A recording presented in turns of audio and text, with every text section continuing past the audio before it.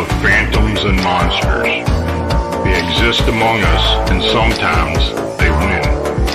Even the devil was an angel once. The world has its own rules, and these rules are not human. Some of us seek answers to the origin and existence of cryptids and the unexplained. Join us as we venture beyond the known and accepted boundaries. Welcome to our nightmare. I think you're going to like it.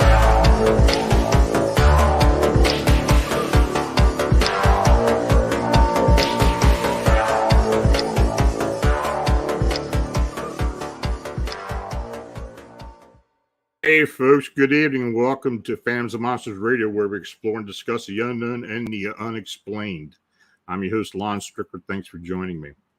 Now, the Phantoms of Monsters Radio channel is made possible by you liking and subscribing, and by you sharing the content or programming. Super chat donations are essential for us to continue offering you our unique content, and your consideration is very much needed and appreciated. So tonight, we present another roundtable discussion. The subject is alien encounters. Joining us are Albert S. Rosales, Lynn Wallington, and Thomas M. Ferrario. Albert S. Rosales was born in Cuba, where he experienced several strange events, some UFO related. He migrated to Spain in 1966 and lived there for a year. He then migrated to the United States soon after. Albert joined the U.S. Navy in 1976. After traveling to Europe, there he began collecting reports of UFOs and etc. In 1980, he went to work for his father until he became ill and passed away. And Albert joined the Miami Dade Police Department as a 911 dispatcher in 1984 and worked there for 35 years. While there, he heard it all, including UFO and humanoid reports. In the early 1990s, he began to concentrate in summarizing only humanoid entity encounters of all kinds. To date, he has summarized and collected over 24,000 reports, and the database is updated and corrected daily. Albert has written 16 books on chronicles of entity and humanoid encounters, including a book about UFOs and humanoids over Florida. And these books can be obtained on Amazon. Now, as a witch with ancestral ties to Salem, Massachusetts, Lynn Wallington lives life amidst the strange and unusual. Her first paranormal experiences happened at a young age, where she saw her great-grandmother sitting at the edge of her bed one night, only to find out the next morning that she had passed away. Lynn has always lived with one foot in this world and one in the spirit world. And since that defining moment, she has had a fascination with all things paranormal. Her interest in the paranormal and how it affects people led her to get a degree in psychology from the University of Massachusetts. After Lynn graduated, she worked for Harvard Medical School doing research and working with clients with schizophrenia and other forms of psychosis. In her 30s, Lynn had her first experience with a UFO, and shortly after had an experience with a mantis being. Her interest in the field of ufology was sparked. Using her own experiences and her background in psychology, Lynn worked for free at the Dr. Edgar Mitchell Foundation for Research in Extraterrestrial Encounters, where she helped to develop and run the support program for experiencers. In doing so, Lynn has had the privilege of talking with hundreds of experiencers, where she helped them come to terms with their encounters. Lynn is certified as a regression therapist and has worked with experiencers to help recover memory as it understands the roles that these experiences have played in their life. Lynn also co-hosts Rebellious Ufology on YouTube. Thomas M. Ferrario has worked as a dive master, machinist, electrical engineer on projects in the United States, Red China, and Bermuda. He has been an independent UFO researcher since 1969 to 1998, at which point Walt Andrus, founder of MUFON, asked him to become a section director for MUFON. Later, he would go on to be an assistant state director for Missouri MUFON. He then founded the MUFON dive team with Debbie Zeigmeyer. Thomas then joined Ted Phillips as his assistant in 2006 and later became part of Ted's SIU team. He assisted Ted Phillips on his Marley Woods project and the Tetra Mountain Moonshaft project. So, folks, thanks for coming on tonight. Thank you. Thank you. Thanks so much. Glad to be here. Well, I'm going to start this out, I guess, with the obvious question about human alien encounters, and I'm going to start with Lynn because of her background. What are alien, extraterrestrial, even EBEs? Uh, what's your definition of these entities, and what are people seeing and encountering? Well, that's a big question. So it can encompass a lot of different things, right? I think we Right. use the term alien kind of as or extraterrestrial as like a catch-all term, Mm-hmm. which could be, I mean, we have all kinds of words for it now, but extraterrestrial, ultra-terrestrial, interdimensional, intradimensional, um, you name it. So I think alien kind of encompasses all of those things. And what do people see? I mean, the variety that they see is as much as the variety of the words that we have for it. So you'll see Mm-hmm. anything from, interdimensional light beings to physical beings in front of them to potentially beings that are part biological, part machine. As some people believe, some of the small grays are more like androids. So it really runs the gamut of what they see, all shapes and sizes. The grays, I would say, is probably one of the most common ones that we hear about. Reptilians also, but we get a lot of different ones. So they see a lot of different things, which is what makes it really fun and exciting. So, what do you say to that question, Thomas? I absolutely, over the years and working with Ted Phillips and Marley Woods, we were so fortunate, as I could tell you, that and I know we had a gentleman out there, one of the greatest in the field yet, is Dr. Jacques Vallée, spent time with us because he was good friends with Ted Phillips. And, you know, Ted Phillips started out as Dr. Ellen Hynek's protege back in the days with Blue Book.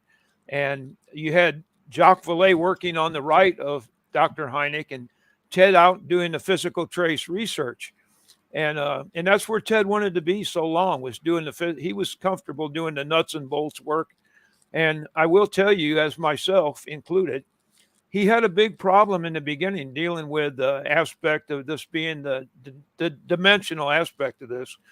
But as he said, he come to through our work out there in Marley Woods, his premier project that he spent virtually the rest of his life at, that he got to feel that this was Hynek and Vallée were so ahead of their times, as he said, that it was just so much more complex than little green guys from Alpha Centauri coming here. And I just at this point have to interject what one of my mentors, Jacques Vallée, spent time with us. He always, we always had his words in the back of our mind. And I'd like to advise anybody in the field of ufology and in the spiritual realm, just to always, his words were that we have evidence that the phenomena has the ability to create a distortion of the sense of reality or to substitute artificial sensations for the real ones. Now, what that means in a nutshell is you have to always question what you're seeing or experiencing yourself. And believe me, at Marley Woods, Ted's living laboratory, we all come to believe that this is all more on the dimensional aspect than the interplanetary. So that's quite a statement, I will tell you. I didn't like to deal with that when I started in this. Well, I tell you, I had to lean that direction. Be honest with you. I've been doing this a long time, and I used to always think it was the little green men at first coming in spacecraft, and I my thoughts on that have entirely changed. I think it's more dimensional travel, possibly, and by other means, as opposed to craft landing and depositing their alien beings onto the planet. So, yeah, I agree with you on that. Albert, what are your thoughts? Tom, There you go. definitely the variety of entities and beings is amazing. I mean, it's like a Grand Central Station here on Earth. Yeah. When I started, most of the entities and humanoids were like the grays were like they came later for some reason. At the beginning, like the early humanoid catalog, like Passport to Magonia by Jacques Ballet, and the Humanoids by Miss Bowen in the UK. I went through all the cases one by one, and none of them mentioned an entity resembling a gray. And there were hundreds of cases. Now, in the late 70s, I don't know what happened. There was suddenly entities were like, a lot of the entities were short, bald-headed, and gray in color, and that's when it started. But I'm not saying that they're the only ones now here, but for some reason they were not seen too much in the early years. Anyone that remembers seeing the grays back in the 50s or the 40s or 60s only remembers that after going hypnotic regression years later. So I don't know. And as far as I agree with Tom and Lon. I think there's a interdimensional aspect here. I think there might be many dimensions or other worlds, parallel. Who knows? But I think that's a more practical answer. I'm not saying they're not. Might be some from outer space too, and they might use other dimensions to travel here, wormholes. I don't know. Maybe there are two sides: the ones from outer space and the ones from other dimensions. Well, let me ask this then. And now, for the most part, most of these alien beings that people see or encounter are of the humanoid variety. And what are your thoughts on why that is? Why do they have arms and legs and heads just like we do, for the most part? I'm going to start off with Lynn with that. I don't know. That's a good question. I'm trying to remember where I heard it. But a few years back, there was a scientist who was talking about that might be the most conducive to our universal kind of existence, is that form. But yeah, I'm not really sure. Either that, or perhaps they're projecting that image to us because it's less outside of our realm of understanding. It's somewhat we can kind of identify with that, even if they are maybe insectoid or reptilian. It's still the same, similar kind of body type, and so there's some frame of reference that we can identify with. But I'm not quite sure. It's a good question. What do you think, Tom? I think just the practicality of it all, the form, like she just mentioned, it's just more practical in this dimension to be able to accomplish tasks, the dexterity. And, the one thing that I'll go back to what Ted had just kind of nailed down. Now, we had sightings of structured craft in Marley. We had cryptid. We had the unseen force. And then the biggest thing we dealt with were the light balls. And the colors denoted, their activity. Usually the red ones were the bad guys, but Ted always felt that one aspect of it was that as our technology increased, they lowered their risk factor and went away from the structured craft and started using the light balls and that type of, you might say it was their form of ROV. And, but we did monitor things at Marley where we felt they were a form of ROV. And then we've had sightings actually of these things of entities coming through the light balls. So they were actually like a vehicle in itself. So it just, in the dimensional realm, you're dealing with such a wide range of, possibilities that you just have to have your mind open to it all the time. So, Albert, you're the humanoid chronicler. So what do you think? You know what? If we are seeded from other planets, like a lot of researchers say, maybe that's why we have this humanoid form, and the humanoid form is prevalent throughout the universe. In my catalog, I do have a few cases in which entities do not possess a humanoid form. I know cases of jelly or amoeba type creatures. Some creatures that resemble octopuses. But most of the, I say 90% are humanoid, or more than 90%.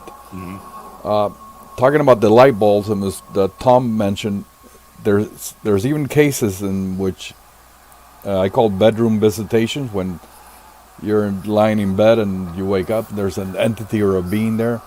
There's been a lot of cases in which the entity itself transforms into a light bulb sphere, and it flies out of the room, out the window, or through the wall. They don't need to open the window to come in. Right. They could go through walls. There's hundreds of documented cases.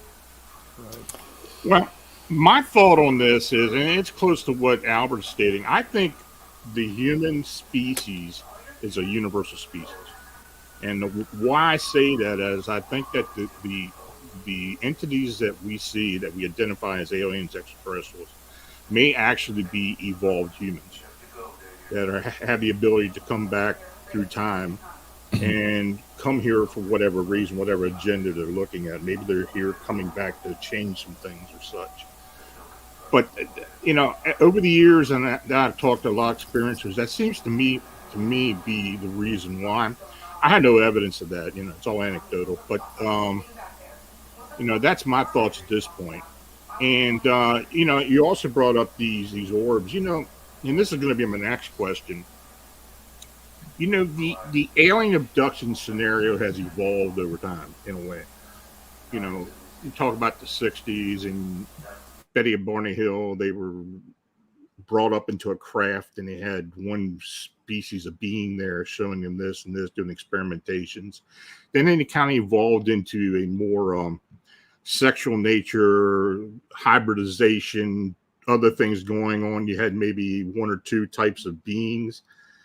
Nowadays, there seem to be different factions involved with multiple types of species of beings. The very few abductions are done through craft. A lot of it is done through a bedroom. The experiencer starts seeing blue lights or starts seeing orbs and stuff, and all of a sudden these things show up. Then they're either transformed physically or ethereally through, to another location. Lynn, what do you think that is? Why do you think that this whole experience that people have with abductions has seemed to change? I think that's twofold. I think that people are becoming more comfortable talking about it. Back in the 50s and 60s, it just wasn't really something that was acceptable. It was something that, would have been a difficult thing to talk about. Even into, the 70s, look at Travis Walton. That it was just a tough time to talk about those things. Right. And so I think that people are talking about it more, but I think also we're having a better understanding of what constitutes contact. So I think, initially, yes, people reported physical interactions as contact. But now we can recognize that consciousness plays a big role in it as well. And so that's why we're seeing some more of these, astral or spiritual type contacts, whether it's remote viewing or people's astral bodies are actually going and going up onto these craft or wherever it is they're going. There's so many different scenarios. So I think that our understanding of the phenomena, though obviously we don't completely understand it anywhere even close to it, we're getting a better understanding of what constitutes contact. And I think that's why we're seeing more of these reports of that nature. What are your thoughts, Tom? It's really, we experience, like, again, I fall back on my personal experiences, and which was with Ted Phillips and Marley Woods. And, so much of what we dealt with out there, the cryptid activity that come through and everything, we just found it just to be of the dimensional nature. And it was frequency driven. And just quite frankly, what that means. And there again, you get into the ability to come into someone's bedroom, abduct somebody. It's, as again, one of my mentors, Jacques Vallée, and others had said, Ray Stanford, another gentleman, dimensionally, when you match the frequency modulation, that is the tool that's used to actually go through is so often reported, walls come in through the ceiling. When you match the frequency with an object, a structural object or yourself, that gives you the ability to pass not only through dimensionally, but through physical objects. So when you use that kind of background as a tutor to let you know how this is done, that is the tool which is used so often, we feel, to actually, and it's more or less they threw away the structured craft and they're into more just the manipulation of frequencies and just in the dimensional aspect of it all. We just fall back on that so often, and it just gets into, we at times in Marley we were exposed to. We put a lot of it, the detrimental things that affected us out there. Ted nailed down to we were dealing with microwave energy bursts, and in that we found was used a lot in frequency manipulation and had some very bad things done to animals out there. And but it just goes on and on. As when we dealt with cryptids out there, we knew there wasn't a living, breeding population of things that we dealt with on a daily basis.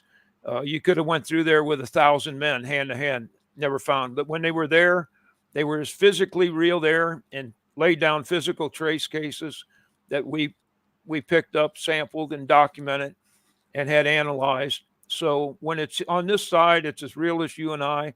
And then when it's not here, it's not here. So that's we find that in cryptids as well. I mean, it's interesting, and I believe personally that, and I like to call them ultra-terrestrials, try to distinguish them from some type of extraterrestrial title, but I believe that does happen in cryptids as well as any other type of being, that there's a supernatural aspect to it. And if you want to say dimensional travel is supernatural, then yeah, okay.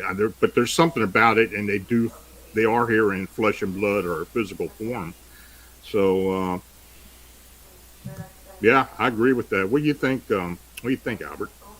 Well, I always thought that the Bigfoot and cryptic phenomenon it's been connected to UFOs, was maybe part of the same phenomenon, actually. Yes. I know of cases in which abductees or people have claimed to have seen Bigfoot-type creatures on board a structured craft. Now, they've been abducted. I'm talking about the 80s, early 90s.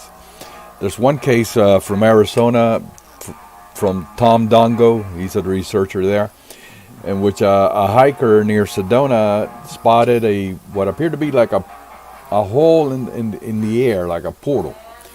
And out of the portal, there was like a Bigfoot-type creature was coming out, which reminds me what they saw at Skinwalker Ranch back then in 97, I believe, later on. But yeah, and what Lynn was saying, when people have been abducted and they go into some sort of out-of-body experience, and they see their bodies laying in the bed or sitting down on the couch or whatever, but their ethereal self is transported on board a craft, and they experience a full abduction, scenario, physical experimentation, medical, whatever, but their body remains back at where they were at home, which is. And talking about going through walls, a lot of these abductees that also go through the walls. For some reason, the human is also able to go through the wall along with the entity or the humanoid. Yeah, well, that's a question in all itself. There, how it seems beings, even humans, at some point when they're being abducted, can go through solid matter. I mean, I've heard a few explanations of that as a type of molecular change, right, or something, or vibrational. Yeah. I guess that makes sense, though that's something above our pay grade at this point. Yeah. I don't think anybody can really answer that.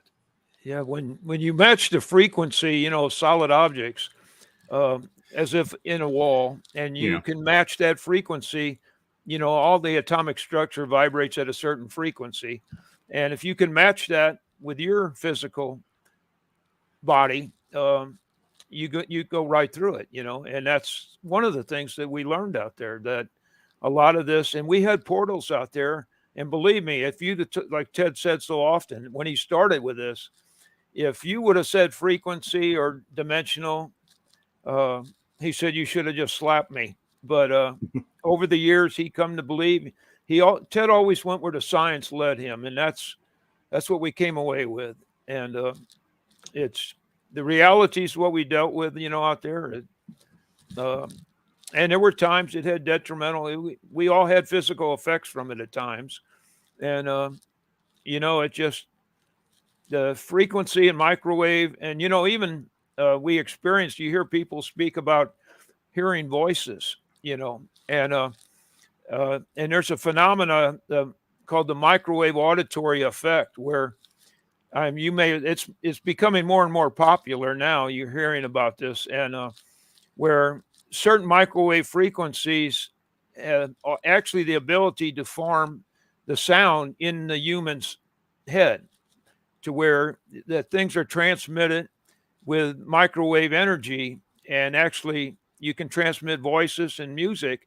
And they found this out in World War II when people were working with high gain radio, microwave early radio transmissions. There were men around these things that started hearing voices from miles away, the crews working on this.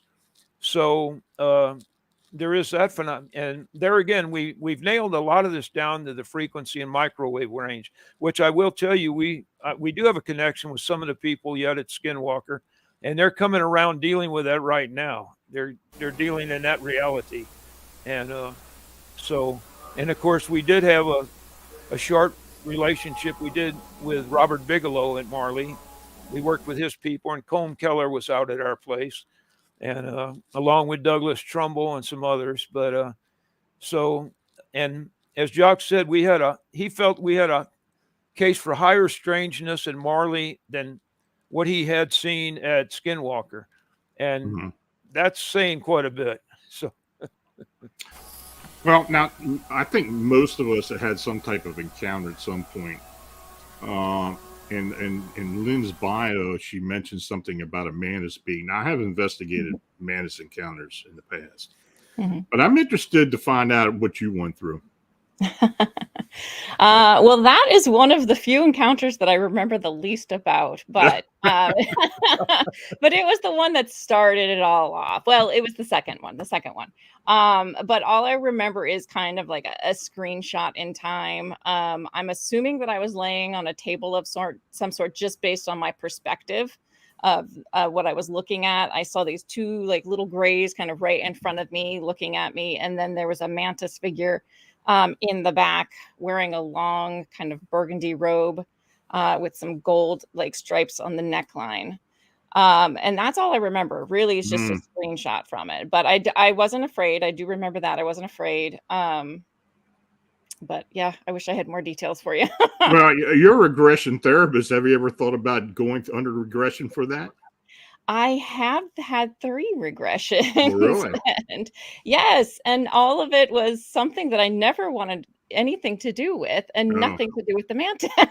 So yes, it was all Black Ops and Secret Space Program stuff, which I woke up came out of it like, no, come on, for real. But I mean, not surprising. I grew up in a military family, so you know. But didn't get any info on the mantis being. That was the one thing I was looking for. I don't think I want to go through regression. I'll be honest with you. I have witnessed it, and I know there are things there I don't remember, and I don't necessarily know if I want to find out what I don't remember. Yeah. Maybe as I get older. Well, I think it's good to know about yourself too, right? Because there's no reason that you have to remember it. And that's something I always tell people is be prepared. If you want to do it, be prepared. You have to be prepared for anything. You never know what's going to come up. And you've got to find someone reputable who can help with Yes. I always say find someone with a background in psychology or social work who's going to do it for Absolutely. you. Because there can be trauma and there's a certain way you can do it where you look Yes. at it from an observer perspective. So in the moment, you're not encased in those feelings again. But afterwards, yeah, you are still going to have to process it all. It took me I did my first two regressions fairly near each other. The most of the information came out in the first one, but it was like 7 years of processing it before I was ready Right to do the third one. Yeah. on. So, Interesting. yeah. Albert, what encounters have you had or encountered? Can you give me a second? I have to turn down our radio for some reason that Okay. turned on here, and it's really loud and it's bothering. Okay. Vincent sent me a message. Hold on one Okay, second. Thomas. Thomas, can you tell us what you've experienced? Yeah, and I've not found anybody that's been in ufology or been involved with MUFON, an investigator in any degree that has not had a personal experience to some degree in their life. And mine started with my grandma had some experiences, and then the only encounter I ever had was one, and I'm 67 years old now. I can't believe it, but my most vivid memory in life, it still comes back from when I was about 6, 7 years old.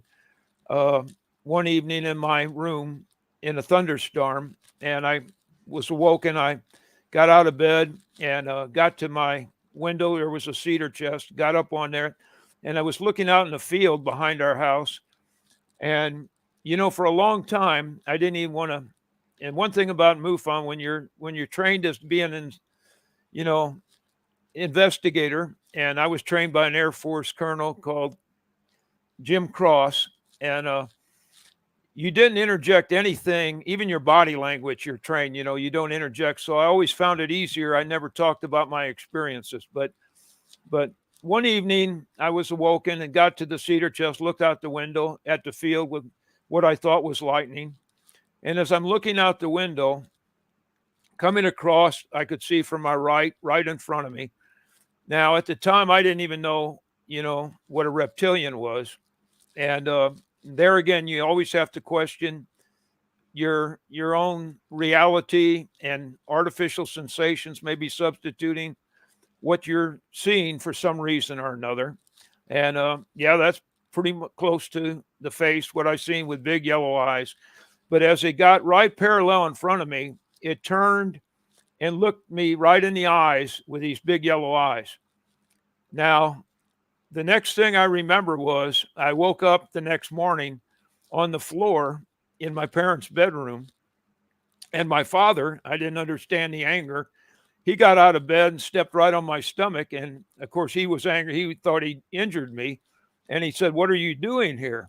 And the only thing I could say to him was, T-Rex man was in my room, or T-Rex man was outside my room.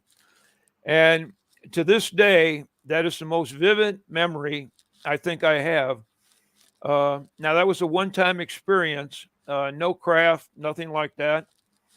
The unique thing about it was Bruce Whitteman, the state director for Missouri, lived not too far from me at the time, as the crow flies, and had a very vivid experience and abduction scenario.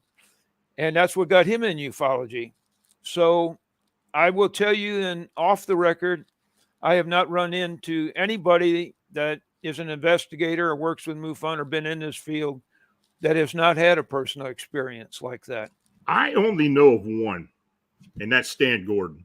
Yeah. And he'll admit that. I mean, Stan will tell you, I had never had an encounter of anything. I've seen a UFO, but I've never had an encounter of any being or anything.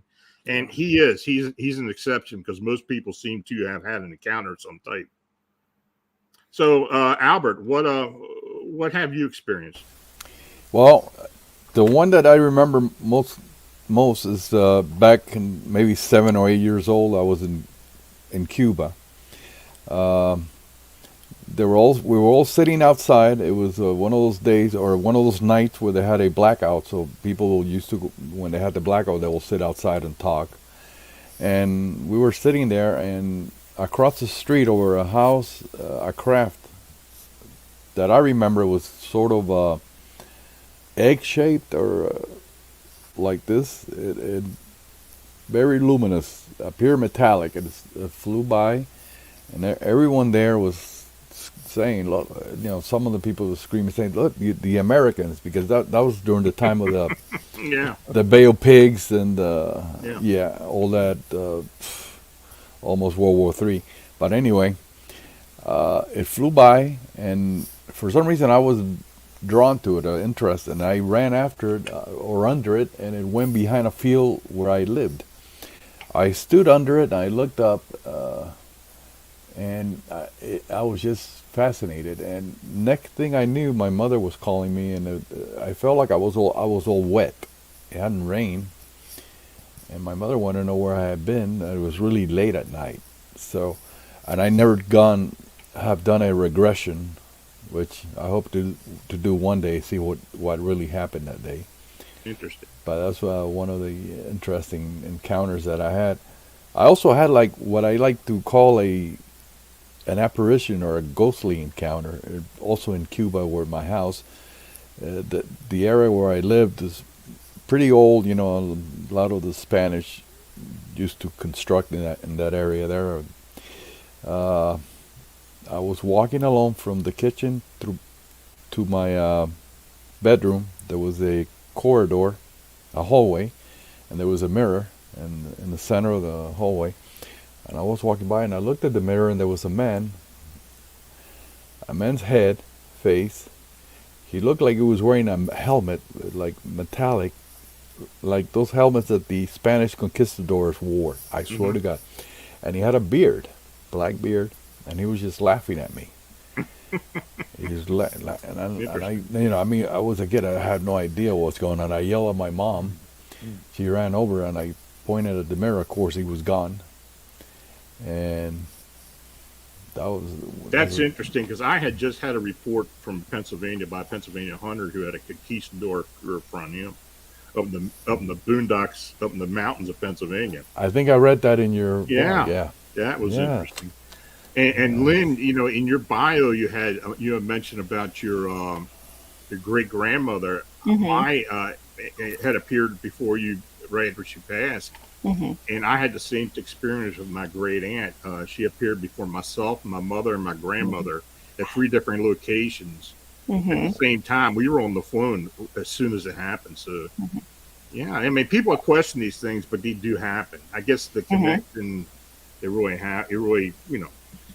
So I got an interesting question here from Summer Knight about Faraday cages and if they can stop I assume the aliens from planning or reading minds, or maybe even the government. Do you think that the Faraday cages are valid, or do you think that there's any validity to that? Lynn, let me start with you. I'm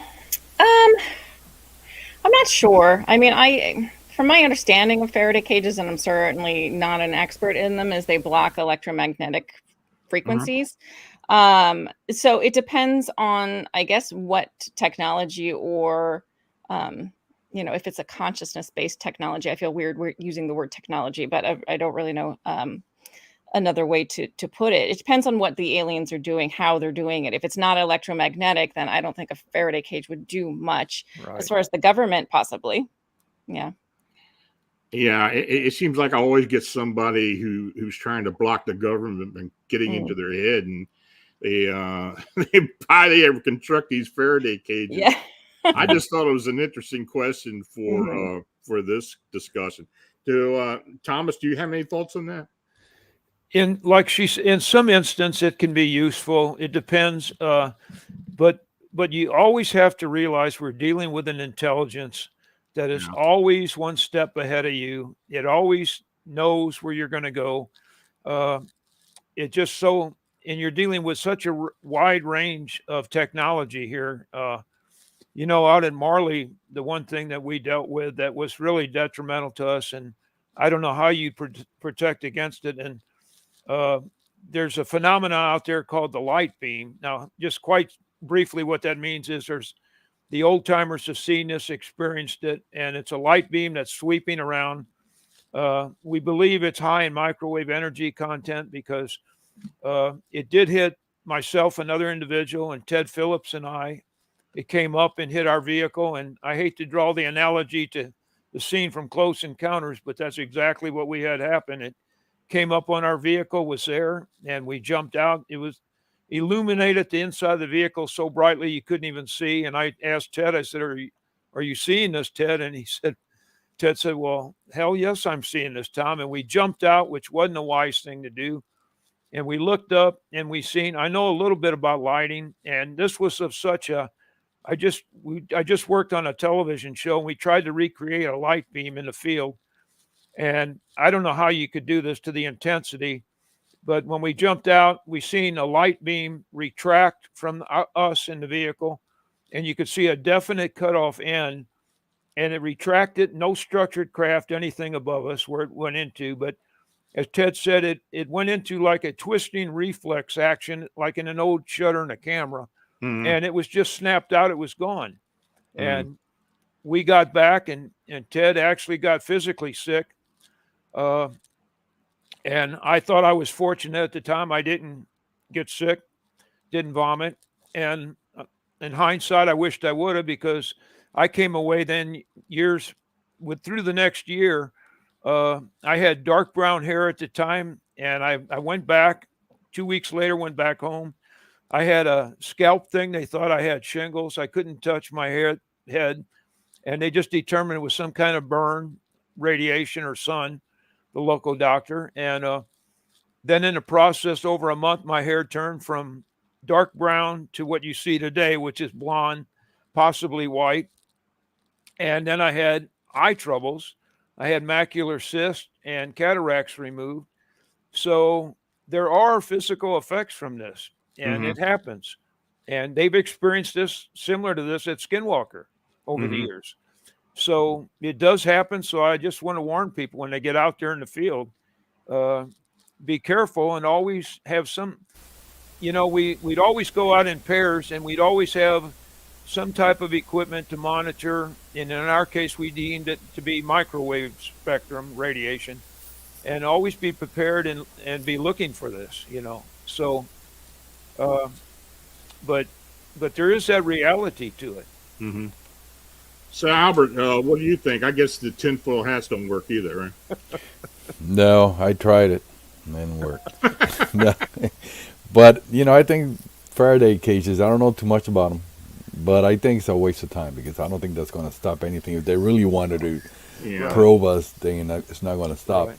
And I agree, Tom, here, a lot of people, they want to have an encounter. They want to rush in and greet the aliens or whoever they are, but I don't recommend that. Like they say, only fools rush in, okay? Yeah. Stay back and see what happens. But there's too many cases that I know about, I read about, in which people, their hair turns white overnight. Yes. There's been a lot of cases that in South America that's Yes. overnight. And many people have died after an encounter, Oh, yes. suffering from radiation symptoms in Spain and South America, even here in the U.S. So I'm not saying all the encounters are like that way, but you have to be careful. You have to. We got a question here, and I can answer this a little bit. Vincent asked, do extraterrestrials remote view, and like we try to remote view them? Well, I'm a trained remote viewer, so I have tried this, and I think they can, but I think they have the ability to stop it. I was involved with a remote view when I was training, where the monitor had sent me into a location off Earth, and I don't know where I was, but I was in a cavern, and this thing was huge, and walked through it. It was very humid, smell. It seemed like the walls were alive. I walked through this thing, and I got to a location where it looked like humans were sitting there working on some type of controls and such. There was a big window there, and this huge T-Rex looking thing came walking in, and I'm looking at this thing, through my mind's eye and through my remote view, and I kept looking at it until this thing looked at me. Then I realized this thing saw me somehow. The monitor pulled me out immediately, but I think they do have the ability to either do it or stop it. When I've been involved with the David Eckhart case, and when I first started working with him, we tried several remote views with him and got cut off immediately. I mean, everything went blank. Now, I know you discussed remote viewing, Lynn. What are your thoughts on that? I agree 100%. That absolutely they can look in on us. I mean, again, like we've all kind of said, we have to remember these beings, and it's not just one particular race, but these beings are much more advanced than we are by who knows how much, could be millions of years more advanced than we are. So any capability that we have, they are going to have tenfold, if not more. And I've heard a lot of people say the same thing that you were just saying about how they were remote viewing, or whether they intentionally did to or not. Sometimes they kind of stumble upon, like these alien beings, but have them have the same experience. They just turn and like make eye contact with them, and they realize that they're being seen. So I think they absolutely can. And if you think about it, it's a much safer way for them if they're going to be checking in on people. If that's what they're doing, it's a much safer way for them to do it. I mean, I wouldn't want to physically come to this planet. I think that'd be crazy. I wouldn't want to do it. Well, when I went into this location, I was scared to death. I swear to God, because I had no idea where I was going to. Yeah. It was part of my training. But it was quite an experience. Thomas, you have thoughts on this? Yeah. Can I ask you a quick question on really quick? Go ahead. So sorry, Tom. So no, go ahead. This is very fascinating. So with this remote, did the remote viewer or the person that was training you, did they know where they were sending you? They did. Yes. What I tell you, I don't know if you go into scientific remote viewing or coordinated remote viewing, you use a series of numbers. Yeah. And I don't know if they knew exactly where they were sending me, but I think, and I don't know how that's exactly done. I mean, I've never been a monitor. Yeah. I kind of have been involved with remote view sessions with teams where we'd be at different locations and get together and put all our findings together. But I mean, that's where they were sending me, and that's their intention was to send me someplace other than on Earth. Yeah. Of course, she didn't tell me that, but that's what happened. Oh, so that was just a surprise. Yeah, that was pretty bizarre. Yeah. Wow. So clearly they knew something was there wherever. Well, I told her, look, there's something here. Something's not right. She pulled me out. So, yeah. All right. Sorry, Thomas, what do you say? No, I was just going to say that one thing I always remember that I was told is a lot of what comes through, and most, in fact, what comes through the dimensional boundaries has not the authority to be here and is not good. That's not to say at times there are things that have the authority that come through that do good things and have good motivation, but that is very rare from what I was told. So, and I always keep that in the back of my mind when I'm dealing. And I do believe that fear is a factor, is a tool that they use. Either they feed off it for energy, or they use it to manipulate people to do whatever they wish, or to see, quite frankly, like Ted said, we thought we were in a living laboratory, and at times he felt like we were in their laboratory and they were experimenting on us. Because we just had so many things happen to us, and animals had large amounts of cattle mutilation, and things happen to horses in barns that is unimaginable. That it just, I always remember that statement, though, that a large part of what comes through does not have the authority to be here. So it's always, you have to question its motivation. So, right. So Albert, what do you think? Well, it's interesting that you mentioned that you say you were remote viewed off-world, but you don't know where. Mars, the moon, no, exactly. But it's funny that you mentioned a cavern and a reptilian, because a lot of the encounters with reptilians are occurred in caverns underground here on Earth. Yeah, very you look interesting. at David Eckhart's situation. And I wrote about it in my book. I mean, he was taken to what he believes is a cavern on the planet, and by this reptilian and those that smaller beings that were working with him, and yeah, it seems that they were taken to those locations. So I don't know. Artie Six Killer, the researcher, Native American, Mm-hmm. in her books, she mentions a lot of encounters with reptilians underground in Vietnam during the Vietnam War, and some here in the U.S. I've gotten those as well from fascinating ex-servicemen. Absolutely. Yeah. It's interesting. We got a question here from Vincent, and it kind of ties in with this. Is okay? They're here and they're doing what they're doing. They're abducting or showing up. What do these aliens want? What's their agenda? Lynn, do you have any idea what their agenda is? Well, Vincent, that's a big question yet again. I don't know. Again, there's a lot of different types of ETs that we're talking about, and I think they're each going to have their own agendas, just like we do. So, and then it gets very complicated. That's the thing I love about this whole phenomena is it's very complicated. There's many layers, right? There's no one answer to everything.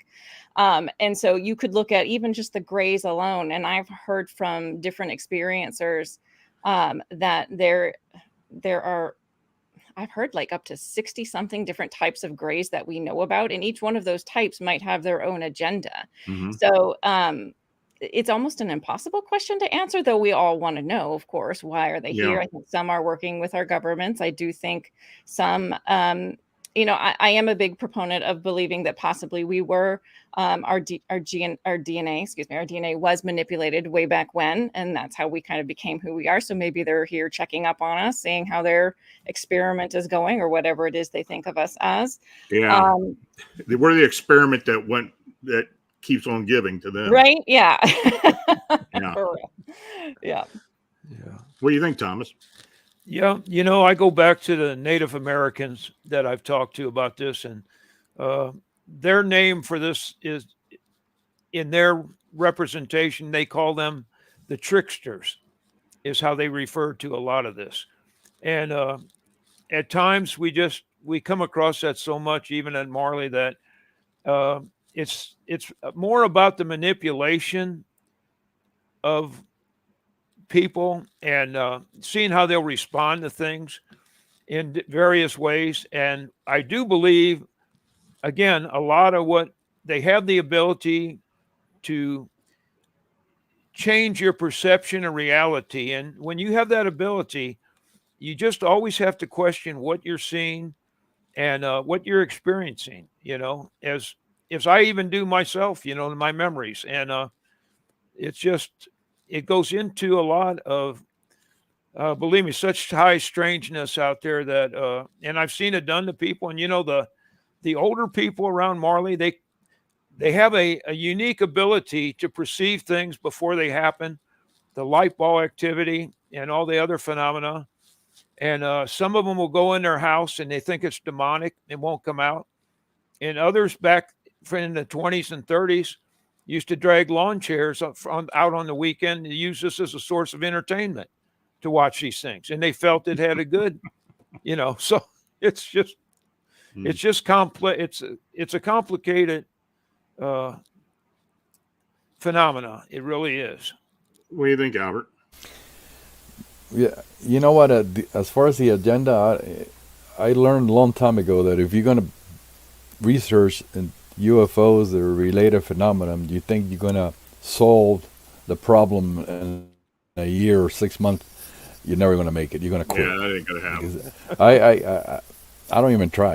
I do collect cases, but a lot of people, they ask you the question, so why are they here? Or what do they want from us? I wish I knew. If I knew that, I wouldn't. I don't know. As far as go ahead. Go ahead. Well, I have one theory, and this is just like a combination of cases I've been worked with in the past 30 years with people. Is that I believe that the abductions, the agenda, are related to one thing primarily. Is that I like I said before, I think many of these races are evolved humans, eons and eons of evolution. And that I think they lost something that they may have had in the past, but they know that we still do have, and that is a human soul, a, a life force, and it's something they don't comprehend. Now, I have talked to experiencers who have told me that when they have had conversations with these beings, they do believe in a higher being, a higher deity, something that they espouse to like our God, but they do not have any concept of life after death, to where humans believe that their life force, their soul ascends to another level, and that they may be trying to find that either by abduction, experimentation, hybridization, or whatever. But I think it's an interesting concept. I've asked people about that for years now.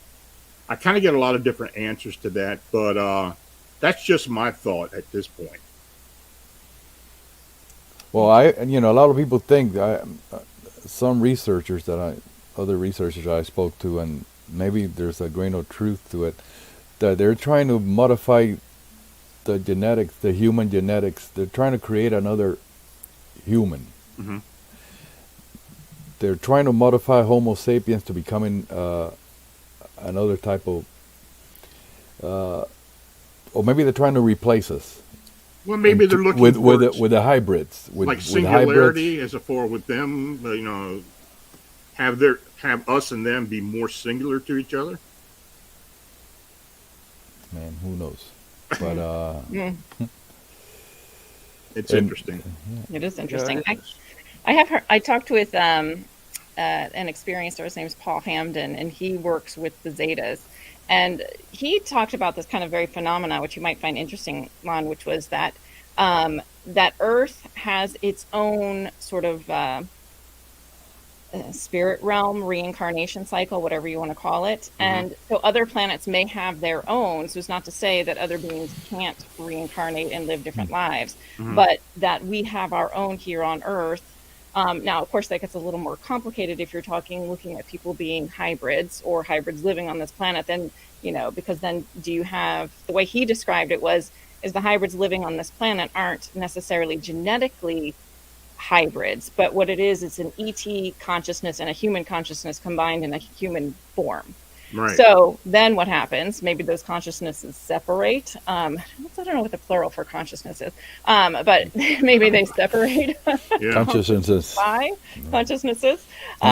They separate upon, when we pass away, maybe they separate and return back to kind of their home planets. I don't really know, but it's a fascinating concept.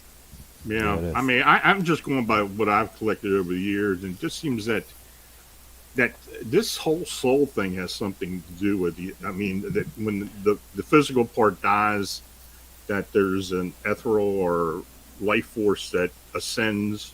Maybe it's even just a dimensional thing. It goes to another dimension. But, I don't want to get into the religious aspects of this but that's one of the things. So, you touched upon that. What comes across, a lot of it doesn't have the authority to be here. That coincides with the higher power, and what does come across that has the authority does good. Mm-hmm. So, and one of the things I had the biggest questions when I dealt with people over the years that were in the know and far smarter than I always wanted to know.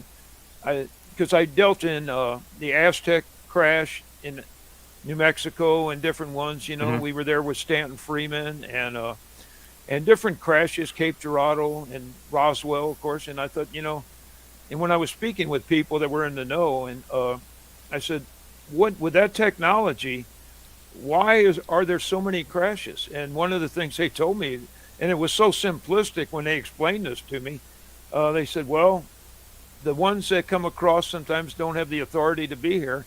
What happens when a young person in our culture steals a car and they don't have the skills to operate it, or something's chasing them? What always happens? And I said, well, they always crash. And then it just dawned on me what they were trying to tell me. And I said, it's the same same same occurrence. They don't Never have the yet, authority to be here. So Yeah. it Makes made sense. it made sense to me for the first time, because I couldn't understand that technology. How come they were crashing so much? Interesting. And by the way, we did recover crash debris, I will tell you, and people I worked with that were exposed to that, I will tell you it's real. And yes, we do have crash debris, and they've actually, the government's admitted that now, but the culture, nobody even seems to recognize that fact now. So Look, they care more about the Kardashians than yeah, exactly. They're anything kind of else. alien anyway, so Yeah. But Or they are here. exactly. but I do believe a lot of what's coming through now, you know, I just think disclosure is not going to be what people think it is. No, I don't either. From what I'm told from people behind the scenes that I've worked with and in the know, that and this goes even to a woman that I greatly respect, that was von Braun's secretary. And von Braun warned of this: there's going to be a largest false flag operation portrayed on mankind that's ever happened. And even people that have worked, Alan Hynek predicted this, Ray Stanford talked about this, Stan Freeman, Ted. It's not going to be what you think it is. And it's not at all an alien technology that's here to benefit mankind. And so, and I do believe their hands being forced, and not by us, I'll say. So, so there again, as you spoke of, be careful for what you wish for. Yeah. It's I've got a question here from James West. How many alien races do you think there are? Oh my, that's a good question. And how many are we in contact with diplomatically? I got a quick answer to that. Okay. And as many as you want. Yeah. I mean, that's a question for the government, I guess. I mean, I could ask you, Albert. I mean, how many different types of humanoids and beings have you documented? I mean, it's. I mean, let's talk about the grays. They got tall grays, thin grays, grays with wraparound eyes, grays with round eyes, the different, there's maybe, like Lynn said, 100 type of grays, different types of, and then we go into the other type of humanoids. They're like the UN. They're like, I mean, we have who knows? There are so many dimensional, many dimensions out there, or parallel worlds, like I said, other realms. The universe is huge, so who knows? I mean, Well, you got even when you say alien races, I mean, you could be talking about other beings as well, like winged beings that call themselves extraterrestrials, like what I've been investigating, and other other phenomena. Even cryptids could be some type of non-terrestrial, which I think they very well may be. So when you ask that question, how many of these races are there? Well, it's there could be as many as you want to believe. how about the shadow people figures? Absolutely. I had an experience with that once, and it talking about the fear aspect. The fear was so big that I was like trembling. I couldn't move. I was in my bed. I tried to scream. I couldn't, and there was this tall figure, all black. I couldn't see any features, but standing next to the bed. And he seems like he was enjoying my fear. I was terrified, and the fear was like beyond control. There again, that fear factor. Yeah. And I really believe, I know some people that do a science in that, and I do believe shadow people are dimensional beings in transition. And and I always say, as far as you always have to temper this intelligence, that it has the ability to be whatever you want it to be at the moment. And I know some people in the paranormal aspect of this, but I had seen some experiments and some tricks when they went into a so-called haunted house, and they had made up a scenario before they went in the house, and about what they were going to look for. And sure enough, when they went in there, they started questioning the entities about this, and it exactly met the profile that they had prior set, what they were going to look for and find. So this intelligence was what they were looking for at the precise time. So you always have to temper what you see and experience with that ability, I feel. I also think too, though, Tom, like to kind of play off of that, I think that we also have the capability to create these sort of thought forms, right? These beings themselves. So if Absolutely. we're out there saying all aliens are bad, all aliens are evil, that's exactly what we're going to come across. If we're saying, you know, I'm going to go into this haunted house and I think I'm probably going to find a demon here, you're going to find a demon, you know, like I agree with you. I think a lot of times, especially in the paranormal, we've seen that quite a lot, right? That whatever they expect to find is often what they find. So these entities, like Slender Man, right? Right. It's kind of quite frankly, knowing that ahead of time is the greatest tool that you can have to use, you know, to guard yourself and to deal with this, is knowing that can play out just like that, you know. You know, I just wrote a book about memes and possible thought forms and tulpas, you know, that manifest. You know, the human mind's a crazy thing. I mean, poltergeists are basically they're thought forms. So I agree with you. You know, maybe what people are seeing, identifying as extraterrestrials, alien, are could also be thought forms. It's not beyond the possibility. Some of them could for sure. But here's an interesting question from Mari Gotti.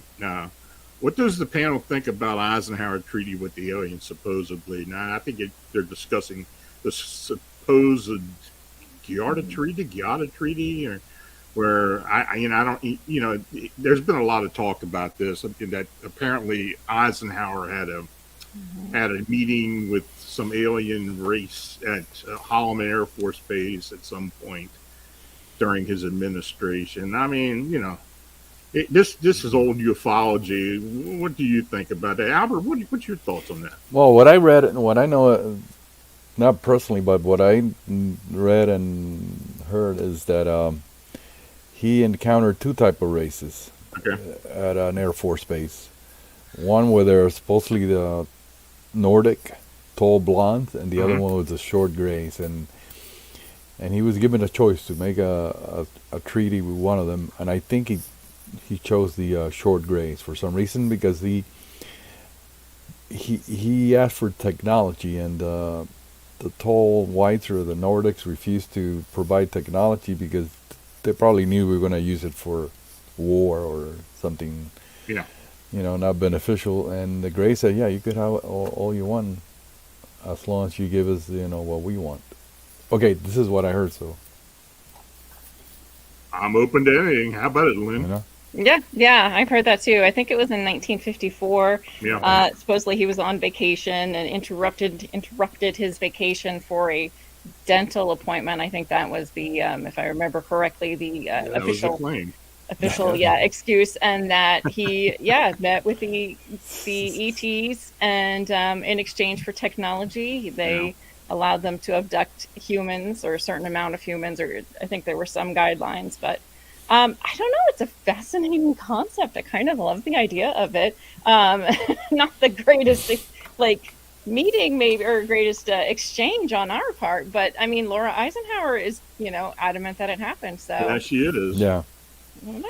You know, there's nothing better than alien ufology conspiracy stuff. I mean, you know, some of the stuff you read is just like, yeah, it sounds so crazy, but then again, I you know, over the years I've heard crazy things that turned out to be true. So you never know. That's true. With all the stuff we've seen, we can't say anything is crazy. No. You know, I try to stay away from the conspiracy theory stuff. I'm the same way. But then you know, I dig into it. I love it. It's hard. It's hard to stay away from it, though. You're right. Oh, yeah, it is. It's difficult. It is like. You know, when you get people sending you emails and calling you about these things and saying, well, is it true?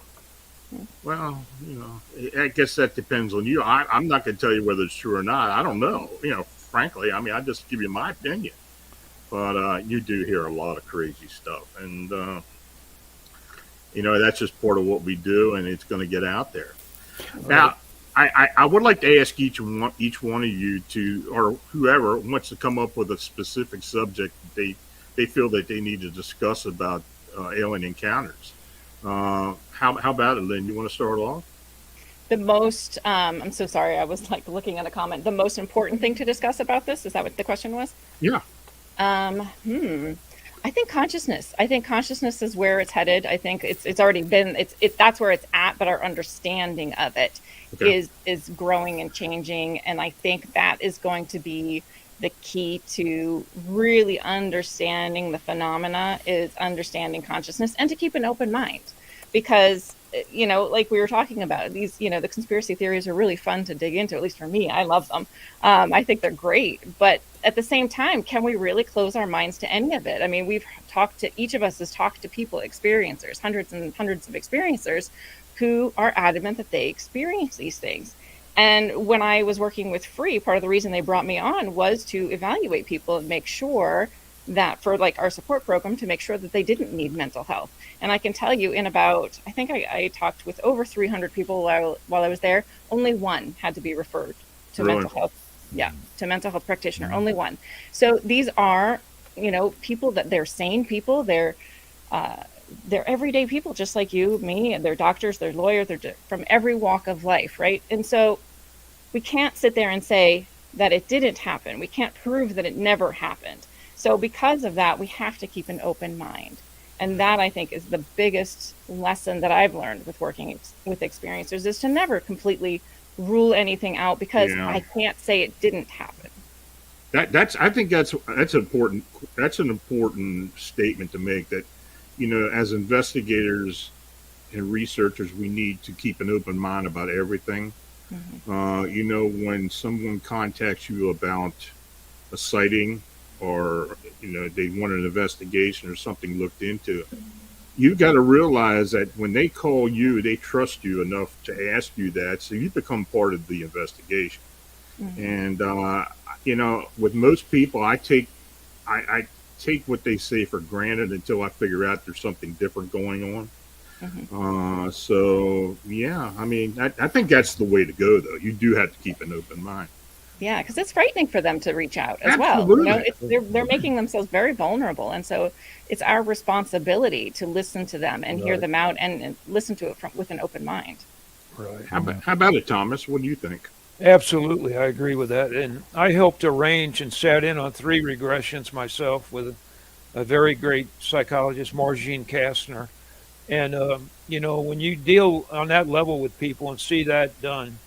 And as far as eyewitness testimony, I was luckily, thankfully, Bruce Whitman put me with Jim Cross, that trained me. He was an Air Force retired colonel. And eyewitness testimony, absolutely, when you're dealing with people, you learn, I would say that probably less than 3% of eyewitness testimony is fraudulent or made up.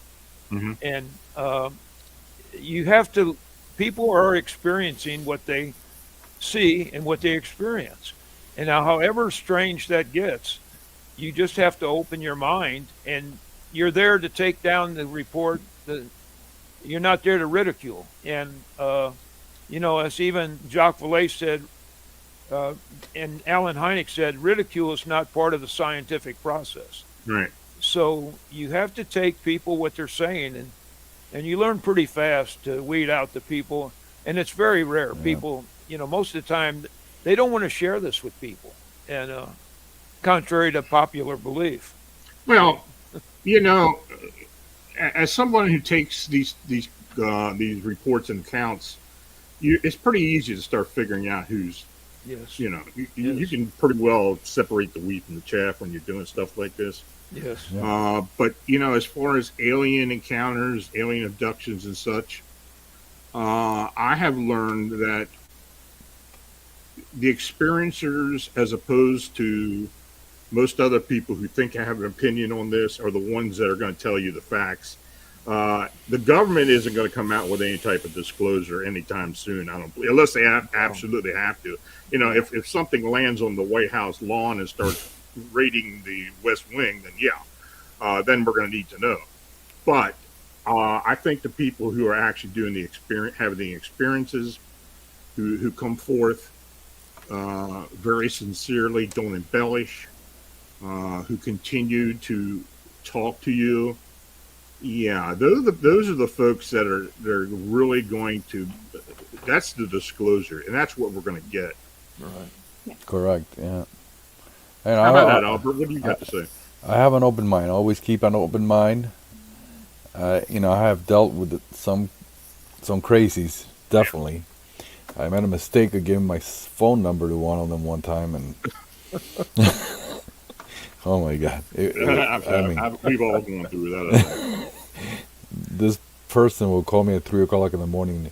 Yeah, it was crazy. It was, according to her, she was an ex-CIA operative that used to work at Dulce, and she was I don't know. After a while, I had to change phone numbers. But you know, I keep an open mind because some of these stories are so out there, so weird that you think, why would they want to make this up? Absolutely. Why are they?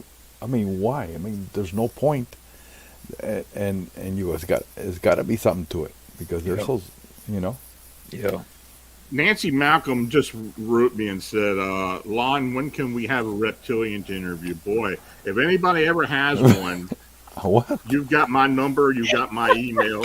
Just send them to me, and I will allow them to come on here and say what they got to say. That's no problem there. Yes. I love it. I'm Team Reptilian. I'm always fighting for reptilian rights. You can't demonize an entire species, everybody. You can't. Oh my. Yeah. So, oh God, I it's interesting. What when you get into a group like this, into a roundtable, it's interesting what stuff comes up.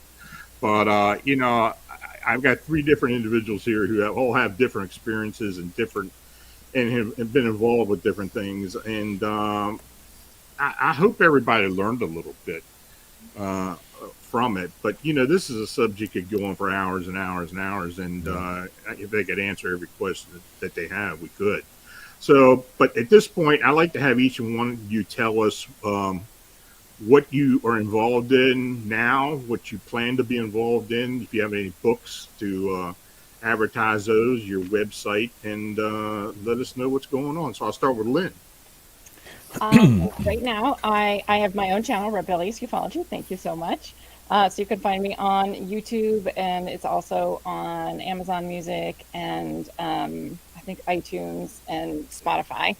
I'm going to be speaking at a Women in Ufology conference coming up. It's a virtual conference that's going to be coming up. I think they're going to be advertising it pretty soon, but it's going to be on April 23rd. So that's pretty much what I'm doing. I just started the channel. It's only about a month old. So it's a brand new baby channel, but we're having a lot of fun with it. Great. How about it, Thomas? Yeah, I'd just like to throw out there that I'm looking forward to probably this August. We're going to premiere. We just got done filming a show, a gentleman that's on now, and a show that's on television now. Just got done filming 1 episode, and that should air around August. And we're working on with another group.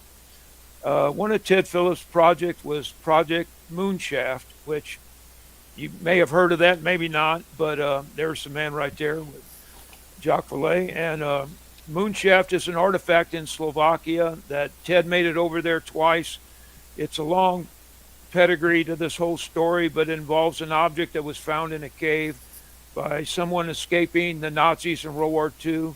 And Ted actually made it back to this cave where this artifact was found. Its instrumentality that's eons old, self-maintaining, running, not of this earth, in a mountain buried in Slovakia.